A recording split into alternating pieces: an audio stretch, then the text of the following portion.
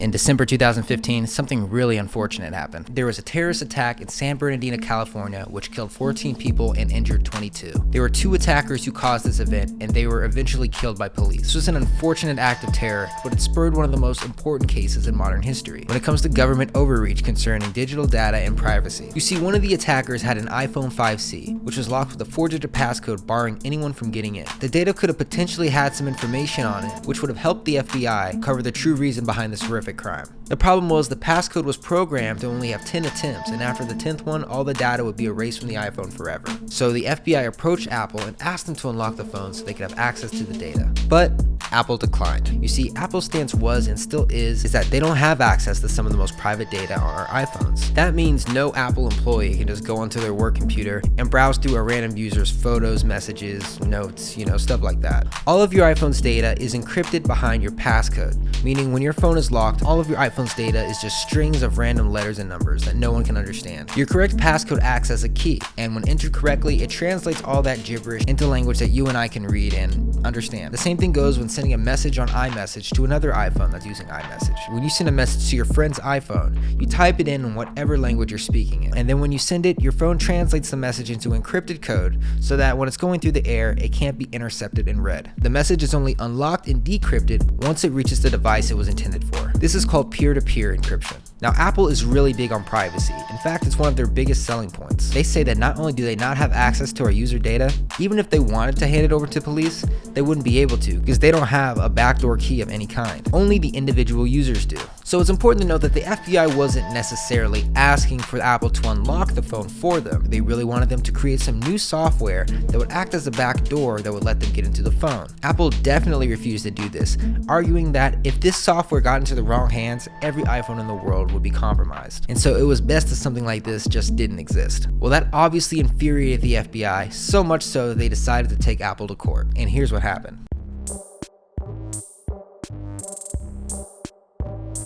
So once in court, the FBI tried to use something called the All Writs Act in order to get Apple to comply. The All Writs Act is this really old law from 1789, which basically says this: courts may issue all writs necessary or appropriate in aid of their respective jurisdictions and agreeable to the usages and principles of law. The FBI argued that the court should force Apple to create this backdoor because it's for the purpose of helping law enforcement solve a crime. This tiny old law is kind of confusing. It's basically supposed to help provide balance to the court, limiting how much they can control and also giving them a little power at the same time. In order for this to be lawful, the company order must 1. Be related and not removed from the case, 2. The order must not put an unreasonable burden on the company, and 3. The company's assistance must be necessary. People argued that the federal government really has no right to force a company in the private sector to do this sort of thing, especially when the company itself wasn't directly involved with a crime at all. Anyways, Apple lost the case and they were told to comply by the judge, but then Apple appealed the decision. The FBI was later able to get their way into the iPhone without Apple's help, saying they worked with a third-party company,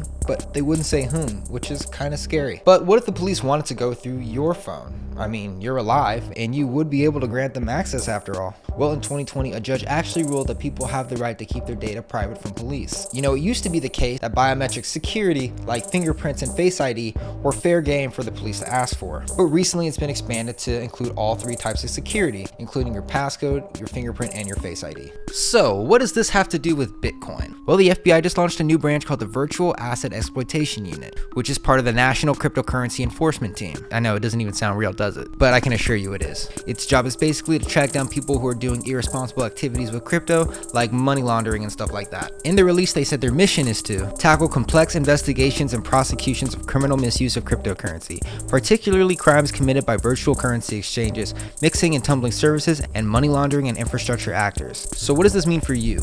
Well, unless you're money laundering or doing something illegal with crypto, you really have nothing to worry about. But let's say you were. Would the FBI theoretically be able to seize your crypto?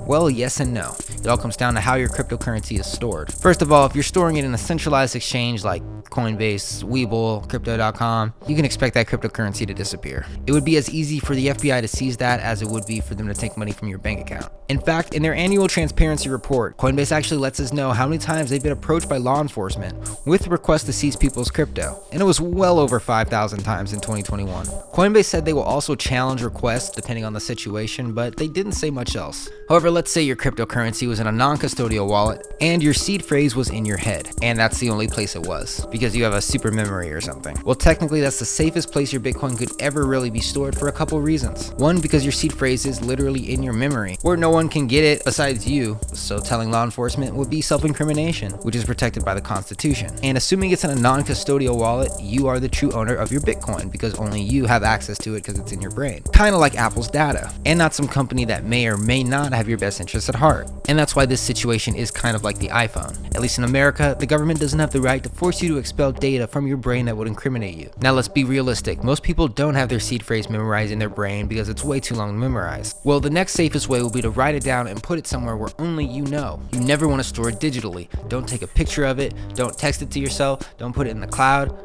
Write it down. Keep it safe like you keep your iPhone password safe. You don't go around telling people that, do you? But concerning the iPhone thing, I also hear the other side of the argument. I've heard people say, yo, wouldn't it be good for Apple to give up data in that situation? You know, if it's in the name of safety? Yes, I hear that, but in the overall picture, that's a small minority when taking everything into account. Most people that trust Apple with their data aren't criminals, just like most people that use and hold Bitcoin aren't criminals either. So the government shouldn't have the right to have access to everybody's data as a whole. The risk is way too great. If a tool like an iPhone backdoor were to get into the wrong hands, it would be game over. Benjamin Franklin said it best: those who give up essential liberty to purchase a little temporary safety deserve neither liberty nor safety. It's a slippery slope. If you give the government a little, they'll end up taking a lot. We've seen it happen before. Protect your data, protect your Bitcoin, and thanks for watching.